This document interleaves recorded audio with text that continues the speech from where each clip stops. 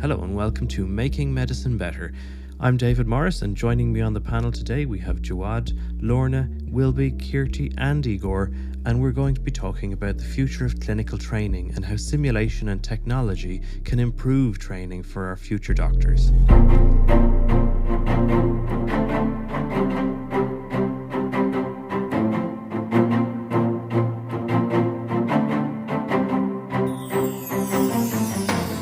And we're delighted to be joined on the panel by a very special guest, Dr. Elliot Street, for this conversation on clinical training.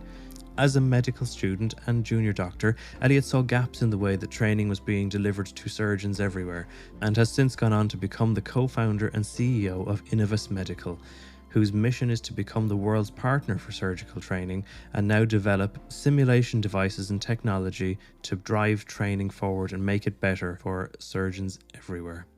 Elliot, it's fantastic to have you on the show.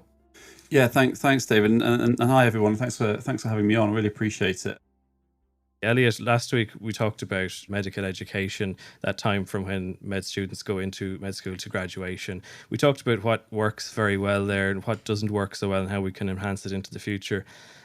But of course, when we look at medical kind of training overall, your graduation from med school is often just the start of that journey. There's a whole load of clinical training that happens from that point to you becoming either an attending if you're in the US or a medical consultant if you're in the UK or Ireland. And how that journey happens is different for everyone. But I think today we want to just dive into that and look at what works well, what doesn't work so well, what our experiences have been, and see what we can do to make it a little bit better. Elliot, I'm just going to go to you first. And what do you think? You've obviously created a product to make clinical training better. But before we dive into the solution, I'd like to know a bit about your experiences and what kind of gave you the spark to try and do that and make training better. It's interesting because we're actually we've just gone 11 years into the journey that we're on here, on what we describe in Innovus as a multi-decade journey. And where we started, we're still working towards some of those things that we see as needs to change. And on that 11 years, other things have evolved within healthcare and training that are now things that we need to also think about now and then into the future. So I guess, how do we start thinking about this? We thought about it very specifically when it comes to surgical training. Now, you can apply a lot of the things I'm going to say to really any specialty, because almost every specialty in medicine has got something practical associated with it. And so at some point of time, you're going to need to learn a practical skill. But when we think about surgery specifically, because that's our wheelhouse, we were thinking about this as elite athletes. Myself and my co-founder both play tennis and rugby to pretty good standards. And we were looking at how surgeons were being trained. This is why I was still at medical school. And I was looking at, well, how am I going to get trained? And we realized that surgeons are training in a way that is nowhere near what an elite athlete trains like. And that's how we view surgeons. And that's how we view the rest of the physicians and the rest of the clinical workforce. They are elite athletes of their own specialty. And why are they not able to train like a professional athlete would? And what do we mean by that? That's the ability to practice as realistically as possible away from game day. So the best analogy is, at the moment, effectively, every time a surgeon goes and operates, they're learning on the centre court of Wimbledon. That's how we're doing it. That's a huge amount of pressure. Imagine Roger Federer, the first time he picked a tennis racket up, and they said, all right, go and learn how to hit forehands on the centre court Wimbledon with 12,500 people looking at you and millions of people looking at you on a TV screen. It's not how the professional athletes do it. They do it in a simulated environment, training. They use the tools that they would use on game day. So their actual rackets, in the case of tennis, real tennis balls on a tennis court. And they break down the skill sets into easily manageable, chunkable skills to learn. And then they use different ways of learning those skills or training those skills. So that's what we were looking at 11 years ago. Why are we not training surgeons like we train as high-level sportsmen? And we realized that there were a few problems. And we always think about this from a simulated environment, from a training environment. So not having people on centre court, i.e. not at the patient bedside. And we realized that there are lots of technologies around trying to do this, but they really had three fundamental issues. They were too expensive, they're not realistic enough, and they weren't scalable or accessible enough. And that's where we started. Now, that's evolved, as I say, and I'll get into that and understand, well, what are the problems we're facing now 11 years in versus those early problems, which was, can we shift the paradigm in the way we actually deliver training? It's an interesting point, and I've had a mixed experience of that actually. I've had some places which were really supportive as I went through it, and then I had the see one, do one, teach one experience, which is absolutely generally unsafe depending on the complexity of the procedure. But I've been told to do that with chest drains in my time, and it's probably not optimal as we describe it. Jawad, do you have any views on this? You've obviously been through some of that type of training. What are your thoughts on that piece around currently what we experience and what's happening in training today and how it works? I mean, first of all, I want to say that I've never played any sport at any kind of high level, but I would love to think of myself as an elite athlete. So I like that perspective already. Yeah, I mean, I think, I finished my training in 2017. And during that time, there was a mixture of like training modalities, right? All the way from like suture tying to the laparoscopy training models to, you began having on the Da Vinci platform some kind of basic 3D models to use. And I think your point is valid. Some of the knot tying stuff is so basic, right? I mean, it's easy to do, but doesn't train you to do some of the higher level skills, such as an actual operation. Same thing with the lab trainer. It gives you some kind of ability to use laparoscopic instruments, but not the steps of the case. And then with the Da Vinci trainer, it gives you the steps of the case, but the fidelity isn't even close to a real operation, right? So there's obvious gaps in training. And I think, we talked about this a little bit before the call, but how do you then individualize the training paradigm for different learners, right? I mean, I think they're talking about this more in general education. Like, does everyone need 1 year to do second grade and another year to do third grade, or can you move people through faster? And I think, we touched on this a little bit too. It becomes even more relevant when you talk about some of the clinical workforce shortages, which are going to be, they're already bad. They're just going to get worse, and what are your thoughts on all of that, Elliot? Yeah, I mean, and you're spot on, Gerard, and it leads us into that thing that's evolved over our 11-year journey so far. So when we started, the narrative wasn't necessarily we don't have enough surgeons. We were looking at saying, okay, at the moment we're okay. We could probably do with some more surgeons, but at the moment we're okay. People aren't jumping up and down. There isn't a crisis. But how do we train those surgeons better? And when we talk about training them better, I mean, look. Clearly, the way in which we train surgeons for the last few hundred years is pretty good because we've got pretty good outcomes surgically. When we think about better, what we mean is safer for the patient, quicker and more efficiently, and that's where we see simulation coming in and where we were 11 years ago. But it's your point there, Joab, which is workforce pressures. Now, in the last 18 months, we are seeing that now becoming the real core of what we're thinking about as a business and a developer of technology and the problems we need to solve. And I just want to unpack a few bits there, if I may. Right now, globally, we are 143 million surgical procedures light per year. Now, that's a big number. What? Fine. What does that actually mean? Because we're missing 143 million procedures a year, surgical procedures. That's leading to 1.5 million extra deaths globally. And I was reading a stat the other day, and the way to quantify what 1.5 million extra deaths is per year, that is the equivalent of combining all deaths from HIV, malaria, multi-drug resistant TB, and complications of pregnancy. Because we don't have enough surgeons to meet the demand of surgery. And when you put it like that, I actually think when we think about surgical training, I know this whole conversation is more about later stage medical training, but that's our area of expertise. When we think about surgical training, it's the existential crisis in healthcare that no one's really talking about yet. And those are actually quite scary numbers if we think about it. It's huge. It's a really significant number. Wilby, you mentioned something about this last week when we were talking about medical education, and it was the thought of can we push people through? Should we be pushing people through this training faster? Should we be getting people to the end? And is there almost a move to hold people back a little bit in order to get the value out of them as administrators and keeping the service running? So if we take them out of doing the administration. We let them perform at the top of their scope through the training, and we train them properly the whole way through. Is there an opportunity to move them through faster and get them practicing as independent clinicians faster? What are your thoughts on that?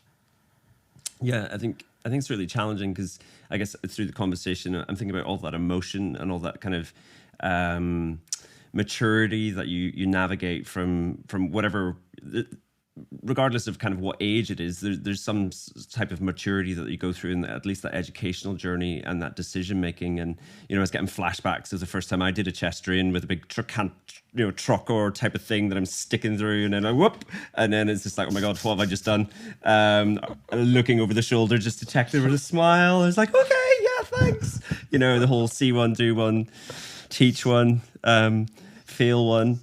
And then so I was thinking about all those emotions, and then that comes back to kind of Jawad's point and your point, David, in terms of like the being an individual and how do we navigate those journeys, and how do we pre-select? Because if you come back to that sporting analogy, there's 10, 15 years of development, 10,000 hours of exposure. That's a lot of expertise and training, and then we start layering in all the kind of decisions and life, and where we are in a life stage, whether we can take on a X type of training program and the demands of those surgical programs. And then if you then come back to Elliot's final point there in terms of the gravity of what we face in terms of healthcare,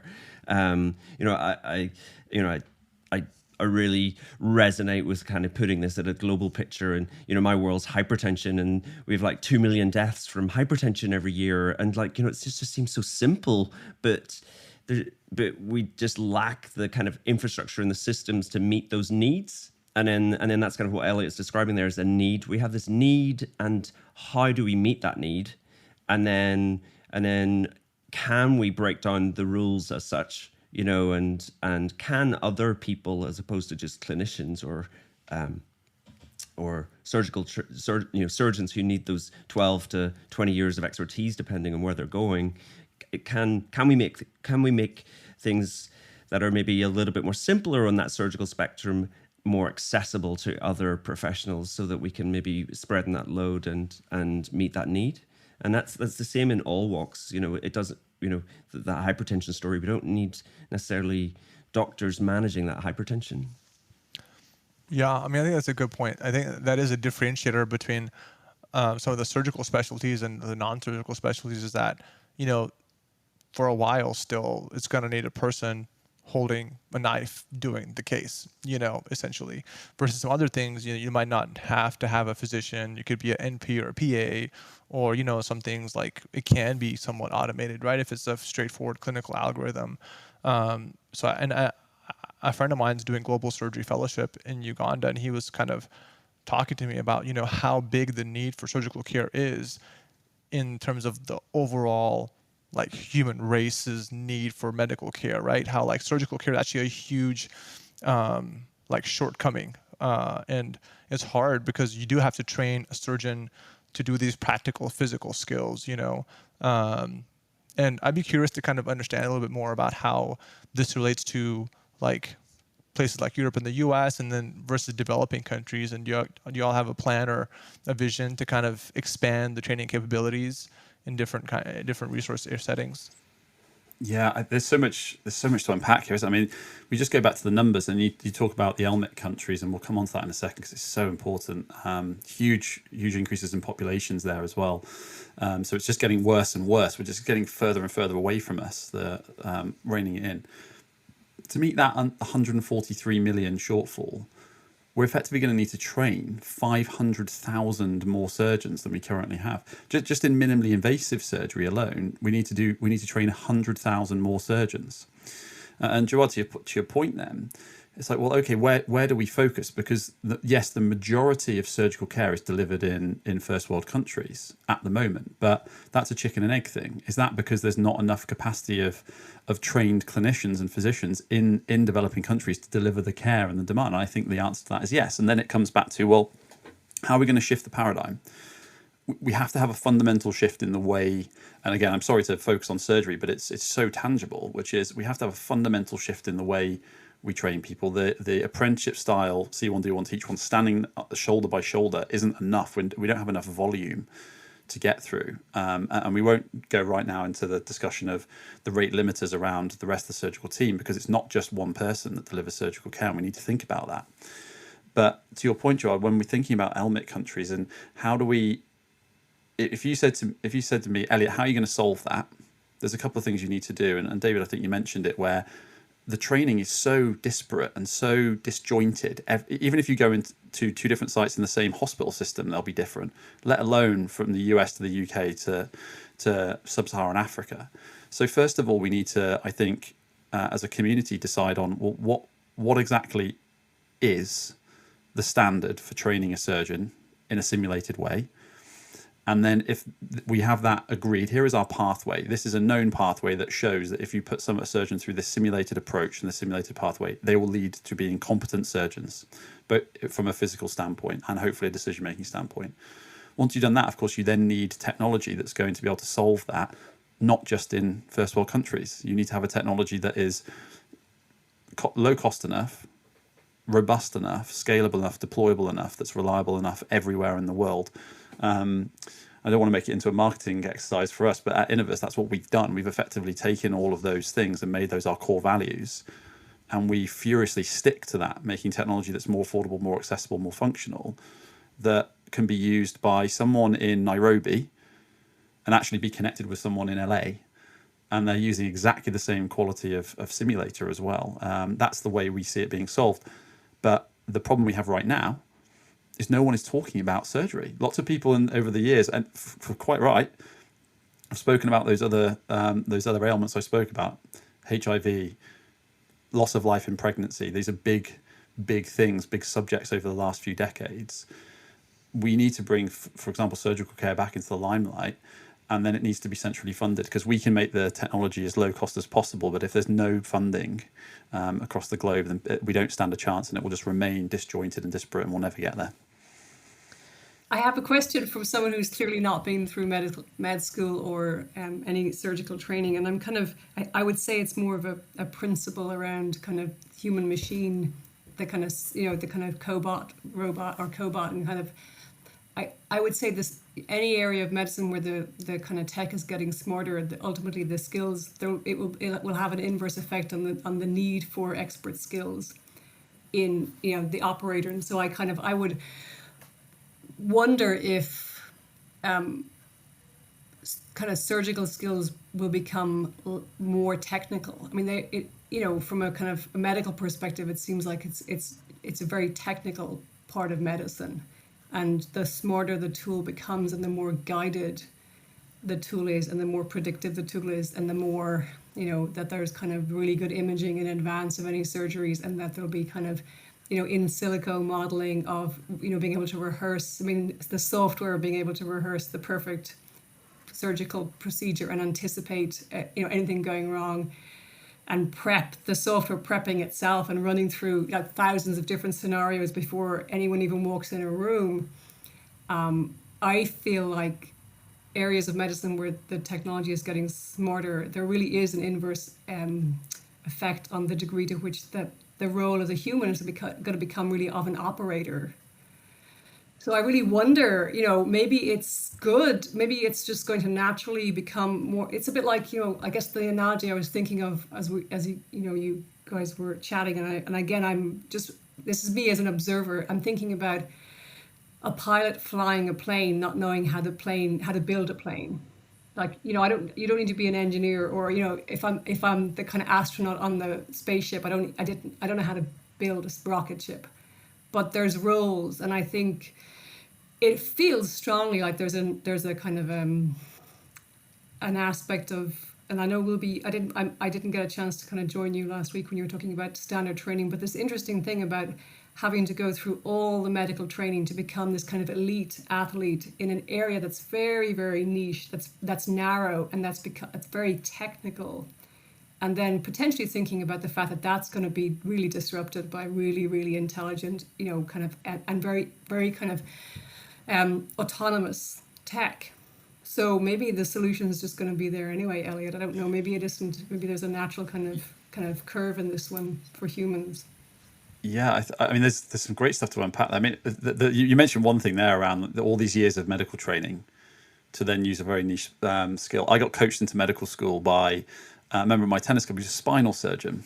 I'll never forget this. It always stayed with me when he said, yeah, you go to medical school, you're going to really enjoy it. And I was like, okay, great. And he's like, by the way, I don't use a single thing that I learned at medical school on a day-to-day basis as a spinal surgeon. And I was like, nah, he must be. He was a bit of a he was a bit of a joker, and I was like, he must be winding me up. And then when I got into it and started looking at surgery, it's quite the case. It's a really technical skill. Wilby made a really good point that you do have to. It's the clinical decision making, clinical acumen is really important. Obviously, things like anatomy and those things. So we are layering it. So there's obviously important learning there.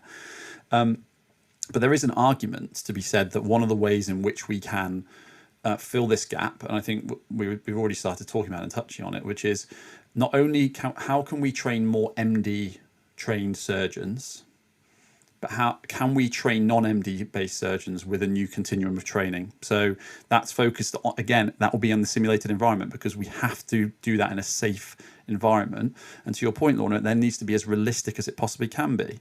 So incredibly highly realistic soft tissues and user interfaces. And then we move on to the next thing. And this is your area of expertise, and I think it's really interesting.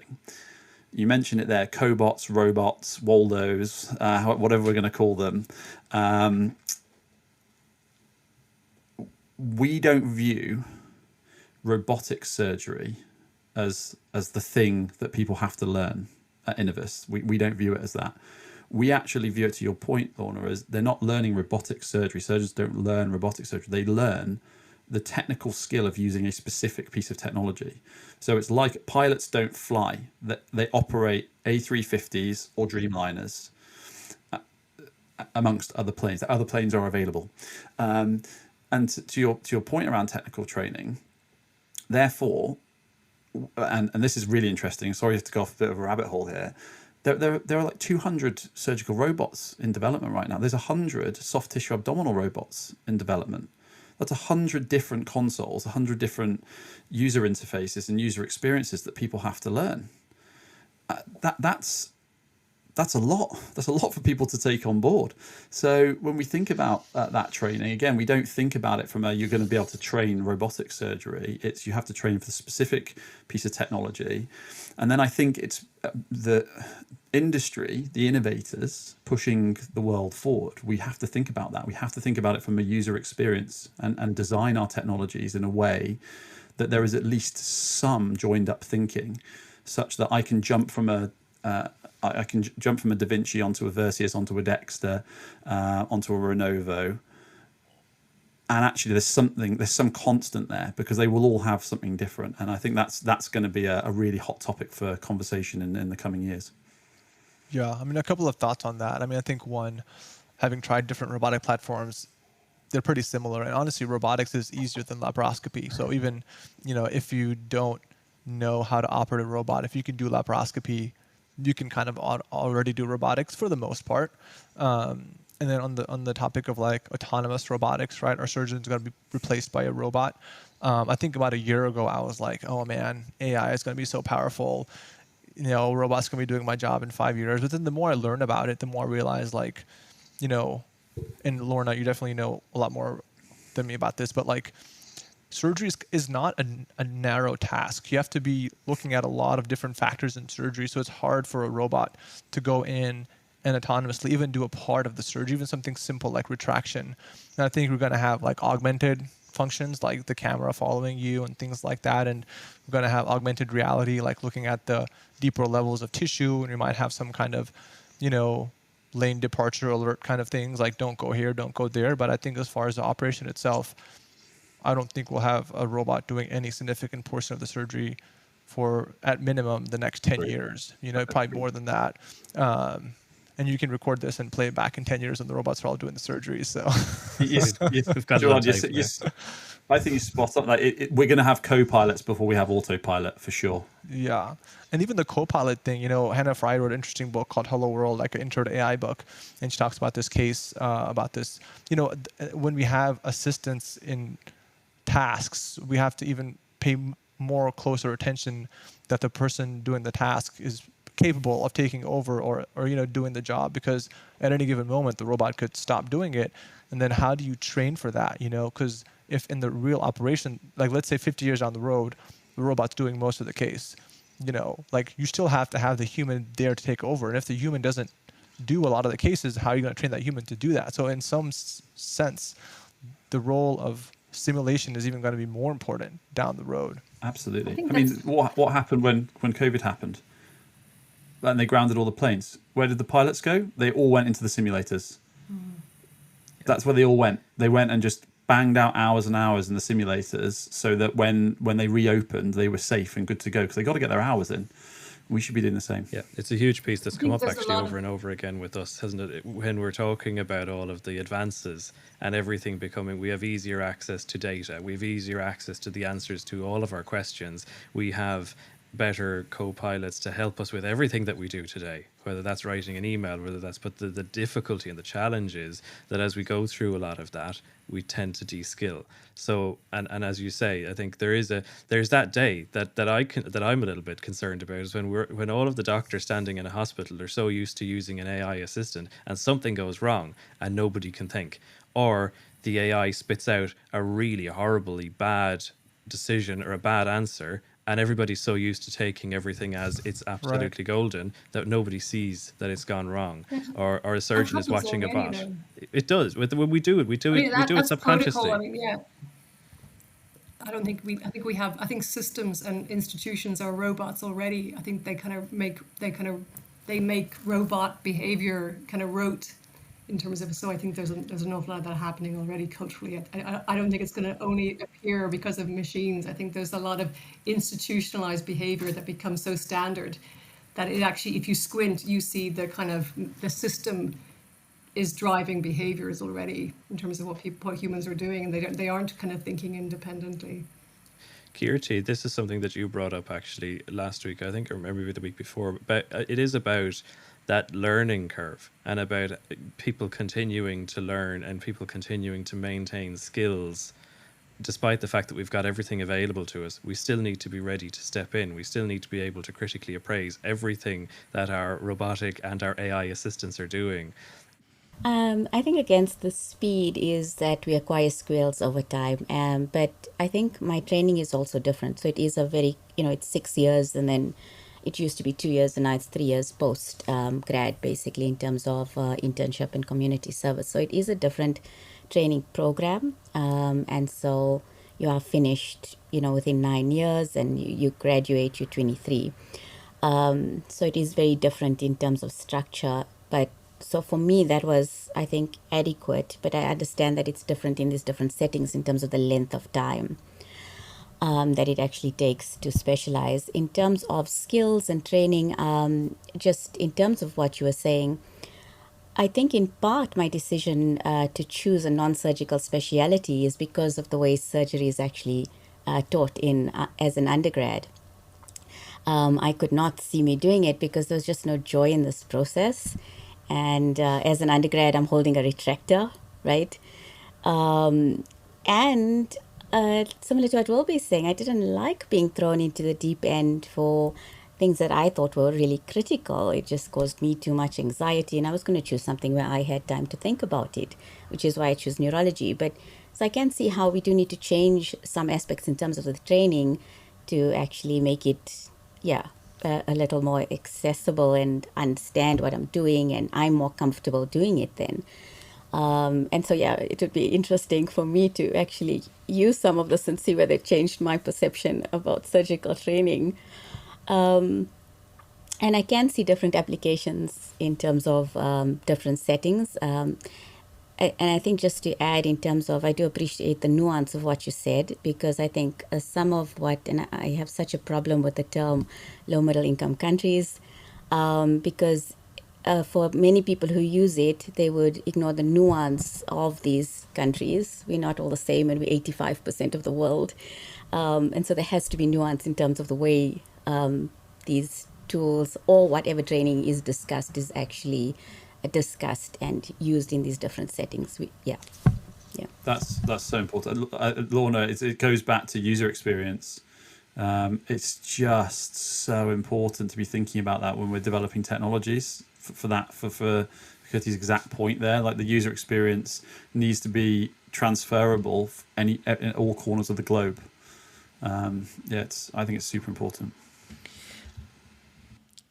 Curdy, I really resonate with you in terms of like that emotional feeling of it, and the that kind of cultural overlay that then is a barrier to it, and then Elliot, then kind of come back to like, this big problem statement is like, there's a skill deficit and there's a huge need, and then it's just like, does that not, so one avenue is Lorna's approach where the world's taken over by, robots, and that'll be the solution. So, maybe that means less work for us all, but we're all relaxed at the beach. But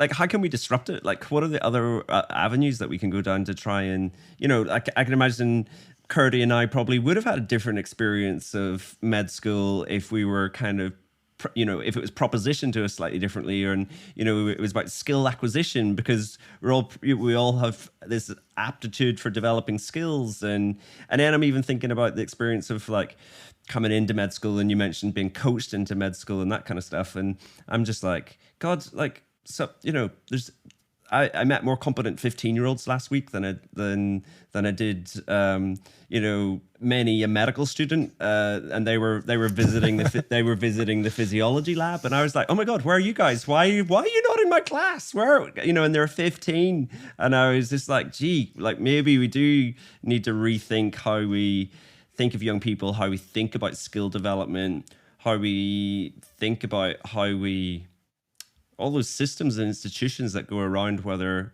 are you allowed to do something or not, and actually potentially your technology is really disruptive in saying, no, this is a skill that more than the super elite who can get their 600 points in their Leaving Cert or their 4 A's in their A levels can do. It's just, and I think thinking about hopefully making the content a little bit more broad outside of just surgery, but I think this is really important, which is, I mentioned earlier, pretty much every specialty has some form of physical element to it. There is a skill or a procedure. Wilby, you spoke about chest drains earlier. One thing that we think is really important is we're so far away from solving this problem. And it's like anything, when you're trying to start a startup or build a new business or do anything that's a massive, massive task, focus is absolutely key.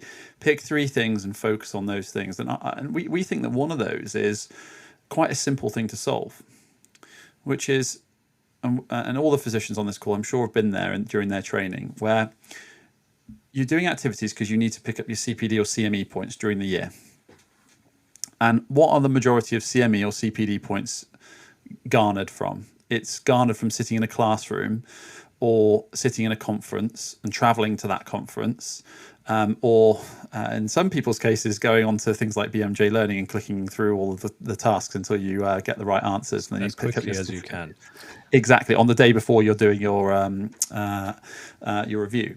I'm not speaking from experience or anything. Now, one of the things we think is really simple is if you build technology that allows people to capture CPD or CME while they're doing practical skills, that's allowing them to add to their skill sets practically.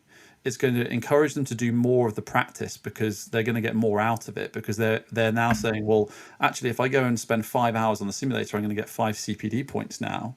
I don't have to think about doing something that I just need to do to satisfy the requirement of CPD.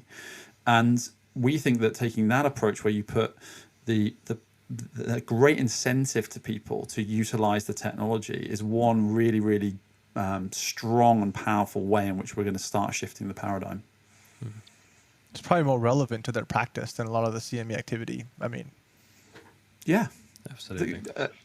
We're lucky in the UK. We're lucky enough to have the Royal College of Surgeons of England have accredited our entire platform. So now, if you're a surgeon, a surgical trainee in the UK, every hour you spend working and learning on our platform, you can gain a CPD point or a CME point.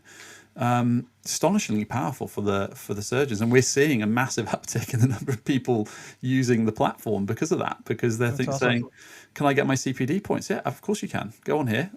it's completely streamlined, and it's had a major impact on utilization. It's always a huge lure for doctors. Just tempt them in with some CPD. There you go. Yeah. But it's like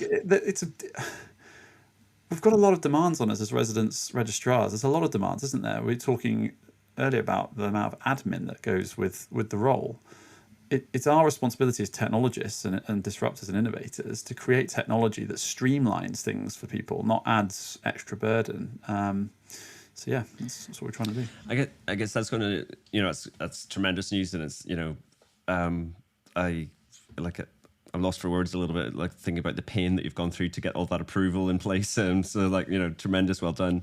But I'm still kind of stuck on the kind of disruption thing. I'm just like, so have you been, like, for example, now that barrier has been cleared, like, can you move on then to getting into medical school, and as part of our, early development, early exposure, you get it into the first year of medical school. And then I'm like, well, why does it need to be in medical school? Could you not be, taking the flight simulation? You don't need to be a pilot to start using a flight simulator. So can we get it into schools? And then that's a way for us to engage girls in science and showing that skill-based skills aren't gender-based, and we can get more women into surgery.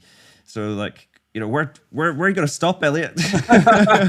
Well, I mean, I can basically, any question anyone asks me, I can answer with our mission statement as a business. Our mission is to become the world's partner for surgical training. What does that look like in practice when we've achieved that? And it's multi-decade mission. We're 1 decade in, but when we've achieved that mission, what the way to describe it would be, anyone on the planet that is having an operation of any type will be able to turn to their surgeon and say, how did you learn how to do this operation? And their answer will be, well, I actually learnt on the Innovus simulation platform X for this specialty. I had to do it this many times to this objective standard before I went anywhere near a patient. And I still need to do it this many times every year. And actually, I warmed up on it 4 times before I started this procedure. And to your point, will be, to achieve that, we have to go for a middle-out adoption. First of all, we need to stop the rot. We need to accelerate the rate and quality at which and safety at which we're training current registrars, residents all over the world. And then we do need to start pulling it down into medical school, because as we all know on this call, you can go out of medical school without a single piece of surgical. You don't even need to be able to suture to qualify as a doctor and start your surgical training. Well, it would be a hell of a lot more efficient if we started that learning curve when we're more neuroplastic in our early 20s than when we are in our late 20s and we got a little bit more pressure. So yeah, totally agree with you. Pulling it right down from the middle out, going backwards is very important, but we've got such a big problem to solve before we get there. Did you get the middle out term from Silicon Valley, or did you think of it independently? I can't believe you just outed me on that, Joel. I mean, everyone's got to know. It's okay. It's a good show. There are so many inside jokes in this. There are so many inside jokes in Innovus. And you're absolutely right. You're the first person to have picked up on that. Really? In a public domain. I love that. Yeah. Let the record state. Exactly. I won't. Hopefully, if anyone is a Silicon Valley fan, you'll be absolutely cracking up the fact that I'm using that to describe how we train surgeons. But yeah, I was genuinely watching the episode one day. I was like, that actually pertains to how we approach technology adoption, which is we actually start with the physicians and the clinicians, and then we go the senior ones that are delivering the training. We say, here's the technology, this is what it does. And then they go up into the hospital administration systems and the payers, and then down into the registrars and the residents to say, if we buy this for you, will you use it? Because it's still we don't have to get it, but if we buy it, would you actually use it? That's the state of play currently. So that's what we mean by middle out. And thanks for outing me on a podcast. No, it makes a lot of sense, and that's one of my favorite shows. Honestly, before I was in the whole startup world, I saw the show, and then the more I get into it, the more I realize like there's so much actually learning and like valid pearls in that show. It's also just a great show with an awesome soundtrack, but it makes sense as a strategy also. And also, it's difficult building a business, right? You have to have your jokes as you go along and enjoy it, that's one of them. There's a few others. There's one of our product demonstration or our product launch videos for Totem, our digital surgery platform. There's an in joke in there which a couple of people have picked up on. One of the characters is called Arthur Dent. So if you can work out where that's from, then Nice. 10 points. Yeah. I had a Wilby. Can I come back to you? I think that this idea of kind of disruption, and I have another naive question for the experts about. So when I was at Mayo, as part of the Centre for Innovation, the chair of the Department of Surgery asked us to. He said, "I'd love to know what good communication is like in the surgical suite."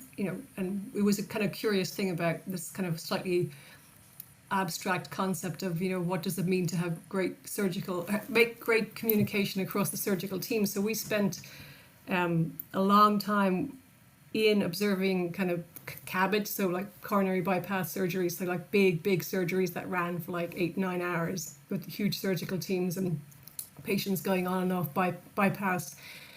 And I have such vivid memories of like standing in this freezing room, for like hours with a notebook pinned up against behind the pump, terrified, but just really watching the team. Like our job was to watch the dynamic.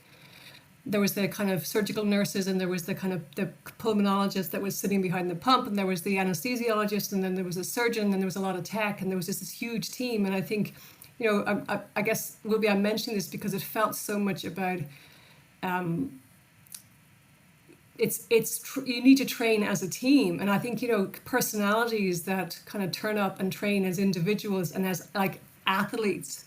I like the analogy of athlete, but more as a team than an individual, because I think that, what we witnessed was certain areas of medicine where it is so essential that you function really, really well as a team. And I'm kind of curious about isolating out the surgeon. I know it's this kind of, elite role in medicine. It's like the kind of pinnacle of something, maybe because it's, a pretty, terrifying thing to do. But within that room, there's a lot of people keeping the patient alive. It's not just the surgeon. Like the surgeon's doing one thing, and there's a lot of other people catching all the error and keeping that person alive. And there's like, it's interesting that you would even think about training a surgeon by themselves.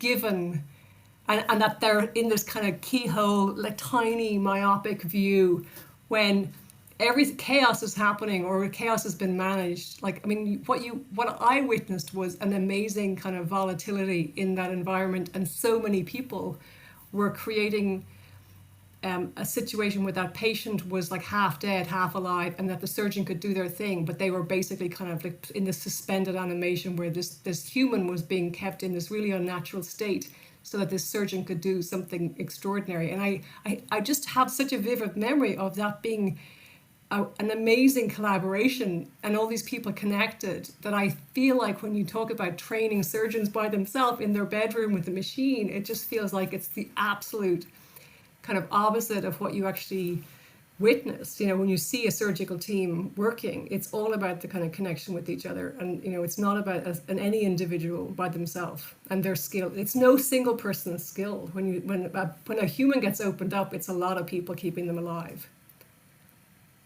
I mean, I definitely agree that surgery is a team sport, and there needs to be a really good environment, a really good culture to foster open communication. The surgeon has to be able to, hear the nurse when they have a concern, kind of listen to the anesthesiology equipment if there's a drop in the blood pressure, and keep all the equipment and stuff connected and running, especially in things like laparoscopy. But then they also have to do the technical aspects of the case. And I think, it's a little bit of both. I think you do need time in the OR and in that environment and in-person mentors before we can kind of really have that immersive environment to simulate the whole OR. But then you also need to do the steps of the case. And in some ways, the better you can do the steps of the case, the more bandwidth you have to engage with the whole team. And then eventually, I think we will have ways to simulate, the entire OR experience. I don't know. What are your thoughts, Elliot? Yeah, it comes back to that analogy around elite athletes and breaking the skill sets down, using the right tool for learning the right part of the procedure. So different simulators for different stages of the learning continuum, different environments for learning, and getting it as close as you can, and also just being focused when it comes to training, not trying to say, day one resident, I'm going to put you in a fully immersive theatre and try and get you to learn how to do an appendicectomy with nurses and anesthetic machines going off and making all sorts of noise, because that's not how they're going to learn. Again, that's like chucking them in on centre court and going, off you go, day one of Wimbledon, you've never put a tennis racket up before. So yeah, I think it's super important to think about the bits outside of the one person and the one piece of skill, but we have to layer that at the right time. And again, it comes back to the idea of autonomous robots. Well, we've got to sort out basic robots working really well and work out how we can deploy those at scale globally before we'd ever get to autonomous robots. Same with the training. Let's stop the rot, work on the basics and focus there first, and then we can start layering in all the rest of the team training, human factors, etc.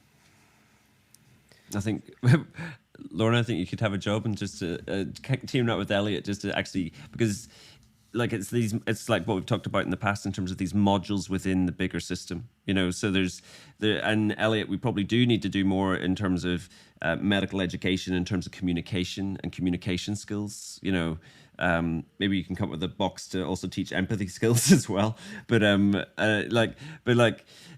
imagine if we actually deconstructed it and actually come back from that vision that Lorna describes in terms of this amazing functional team in the Mayo Clinic and all of that technology. And like, I can remember going into that environment, and it is fearful. It is like you are intimidated by the people, you're intimidated by the context, you're intimidated by the machinery because you don't know how to work it.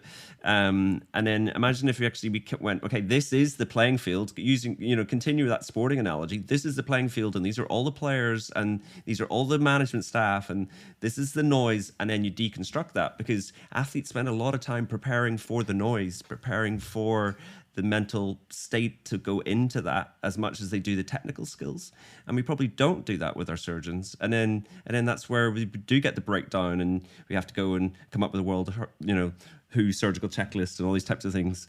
So, it is a challenge. And then how do you then do that, when you then come to that need that you've described, where there's this deficit and there's this pressure to accelerate, there's a pressure to do more, when then like you describe, it's making sure that we're not having attrition of those high quality young people that are in this system, and that we're trying to improve quality at the same time and reduce risk. So there's like so many balls in the air to try and meet that need as such.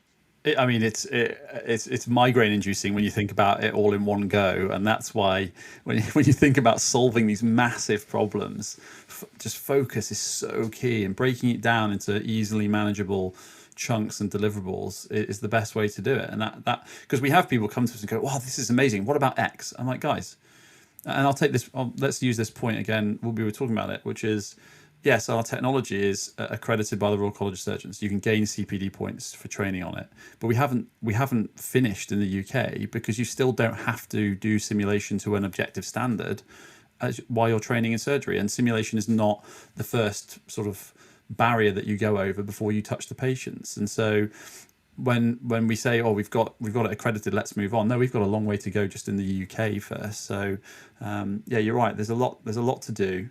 But focus is key. And the other thing, we sort of touched on it, but it's that problem first approach to technology development, not finding people to just go, this is really cool technology, let's just try and find an application for it somewhere in the continuum. And that's where I think it's so nice and refreshing to be on a call with so many physicians and clinicians thinking and brainstorming about these things, because we can think about it from the end user's needs. What exactly is the problem? And either we're going to understand the technological solution, or we can bring the right people together to do that. Igor, can I bring you in on that? Because you talk about that quite a lot with technology and AI and everything else that's coming in healthcare. What are your thoughts on that problem first approach, and what have you seen? Have you seen anything with regard to training and advances in technology in clinical training? Yeah, no, it's been a really great discussion.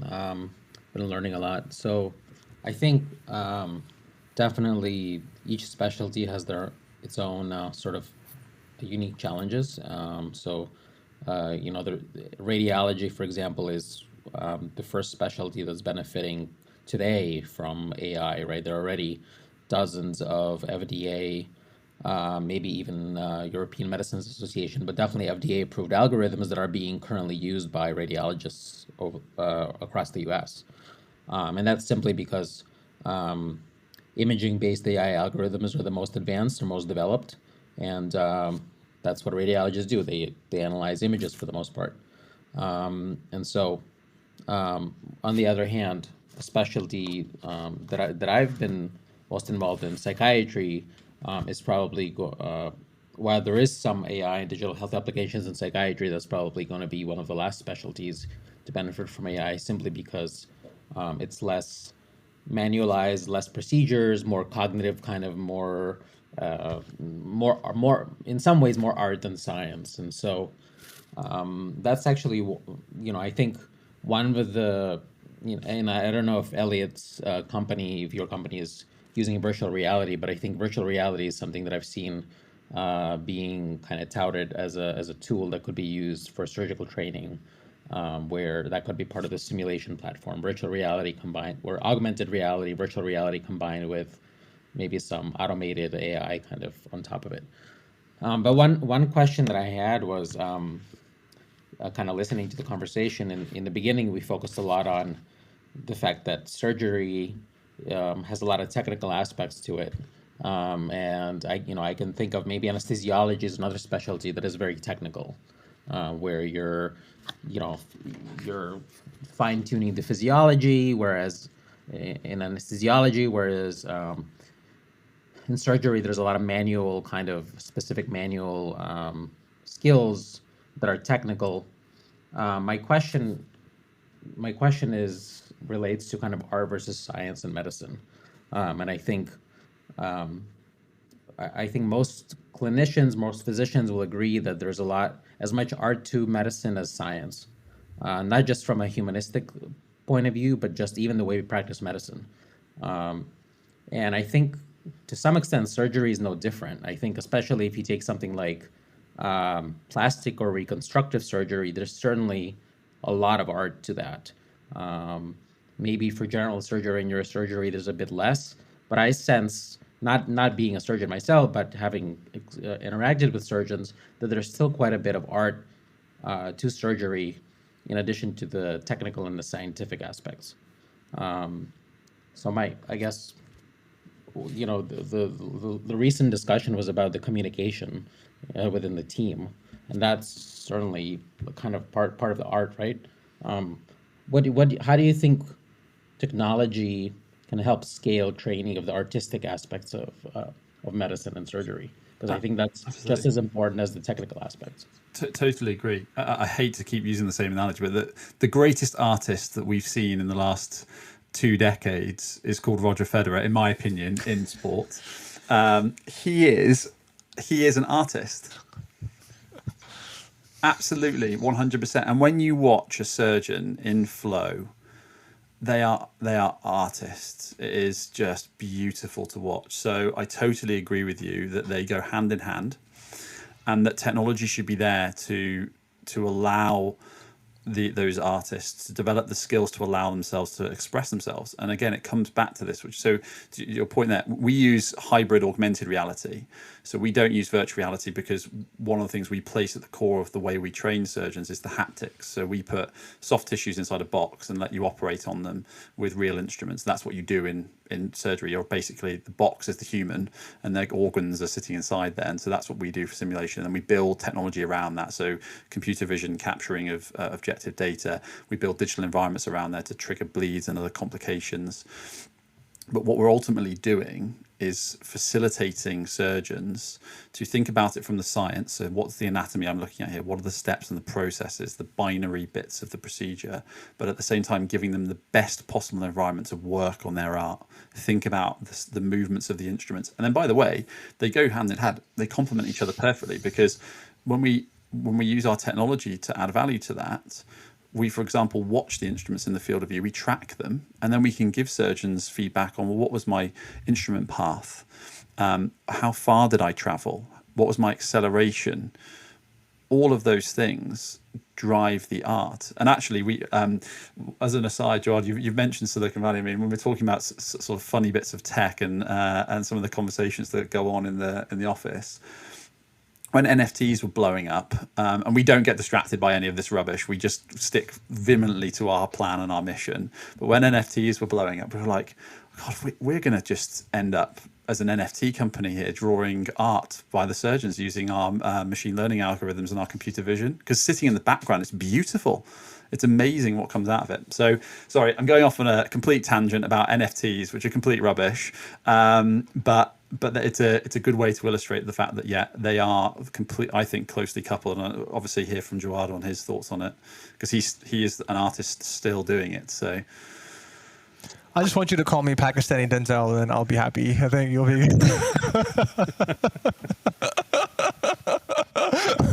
But I think it's two things. I think medicine is an art, but I think sometimes, I mean, to be frank, we kind of like overhype the art part of it when it's mostly evidence-based practice. I mean, there is art to it, but sometimes there should be less art to it, and there should be more just follow the evidence, and surgery is kind of the same. I mean, there's some variations on a theme that you can do in an operation, but there's evidence-based steps that you should follow, and there's evidence-based guidance on, like, how tight to tie a knot, and how tight to do a fundoplication, and how to make an incision, and things like that, and where to make the incision, and you shouldn't have to try to figure it out every time.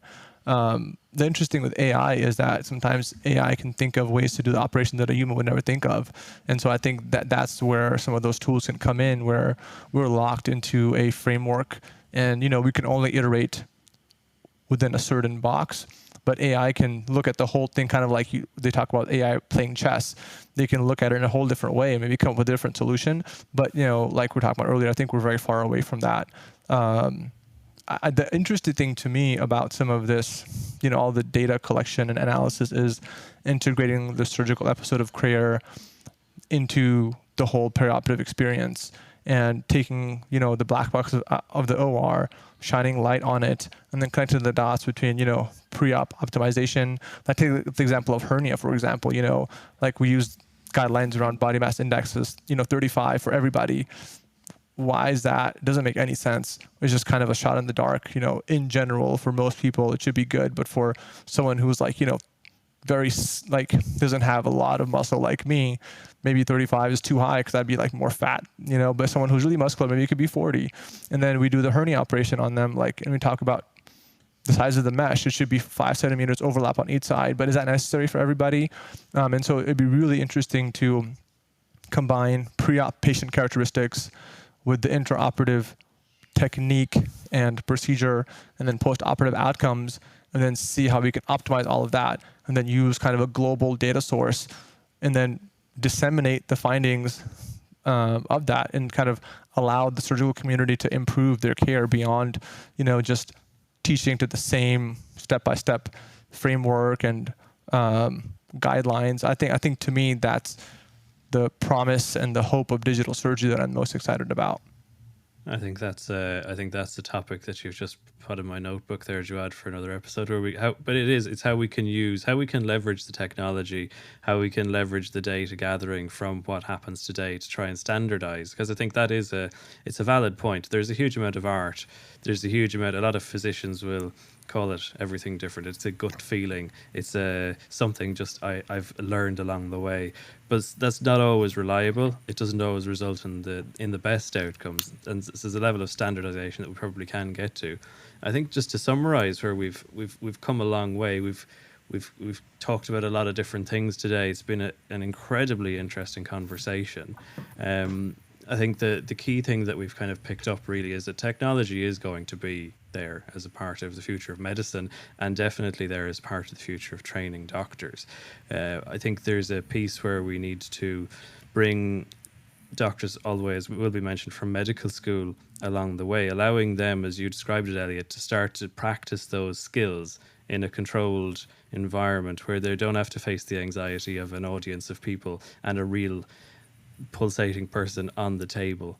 It's not a good first place to touch an instrument, We probably shouldn't be doing that. And I think what you're doing is probably moving us away from there. I think there's also going to be a move, as we've talked about briefly, to move away from a lot of the administrative aspects of what we call our training path, so that we're not propping up a service by doing admin tasks. And I think technology is going to offer a lot of benefits there. There's going to have to be changes. So I think as doctors are trained, it's going to have to move towards that they're getting actual high quality training in a controlled environment in a standardized way to give them the best possible skills. And I think the other things then that just came to me as we were going through that I think are really important is that as technology becomes more endemic in what we're doing, it's almost more important for us to make sure that we're keeping our skills up, that we're doing what we have always done for the day that the machine doesn't work properly, that we can see what's happening and what's going wrong and we can step in as needed. That's going to be a really key piece. And I think, and to Wilby's point, and I think Kirti touched on it as well, that as we go through it all, then we don't forget that doctors are going to have to still be humans. They're still going to have to be able to develop their own set of emotional skills as they go through. So it's not going to be wholly technical for their interaction with patients and for their looking after themselves as they go through what is sometimes a relatively stressful career, regardless of whether you're in a really stressful environment or whether you're just having traumatic experiences and bad outcomes with patients. You have to develop a level of emotional resilience, and part of your training is that. So that's going to be a really important piece. I think this is probably something that we're going to come around to again. This was a really, really interesting episode. Elliot, before we stop, I just want to ask you one last piece. You are a clinician. You saw a problem, you created a solution, you set up a business. As you said at the start of, I think before we started recording, you were 22 with no money and a great idea. You had the bravery to go and do this. I see a lot of non-clinicians building solutions for healthcare, and they don't always fit because healthcare is a very nuanced area. It's a very specific, it's a very different industry to a lot of other industries, and seeing people coming directly from tech and trying to force stuff into healthcare doesn't always work, or generally goes completely wrong. Do you have advice for clinicians that are out there that have ideas, that have an itch to go and do something like what you did? What's your guidance for them? Yeah, I think, well, the first piece to say before I give the guidance is you're spot on there. And one of the things that's really powerful when you are the clinician or the physician is you have one of the superpowers that we talk about as building a business of empathetic insight. So that deep understanding of this is the problem, and actually I have real conviction over how this needs to be solved. I give our own story as an example. Simulators has existed for 30 years before we came along and went, what are we doing? Why are we doing it like that? That's an outsider that's trying to solve a problem or trying to make some money from an industry. So that's the first piece to say. Always value your empathetic insight as a physician, clinician, whatever you are, solving this unmet need. I've got lots of advice, but the first thing I will say is focus is key, regardless of what you're doing. And I just want to touch on that. Very often, physicians, clinicians, surgeons, doctors are those incredibly capable human beings who are very good at being very busy and building CVs and having a million different things going at one time. I'm sure everyone that on this call and on this discussion empathizes with that. If you have seen a problem and you want to go and truly fix it, and it's going to have a massive impact on the world or your world, you have to focus on it and you have to start giving up some other things. I see a lot of people still running where they're sort of 1 foot in, 1 foot out. And I think, or you hear people that's like, I've got 5 startups, and I'm also doing my residency training on a registrar. It's like, no, you've got five things that are distracting you from potentially one really successful thing that could have a really big impact. So, power of empathetic insight is massive, and focus is key. Okay, fantastic. That's really, really strong advice. I like that.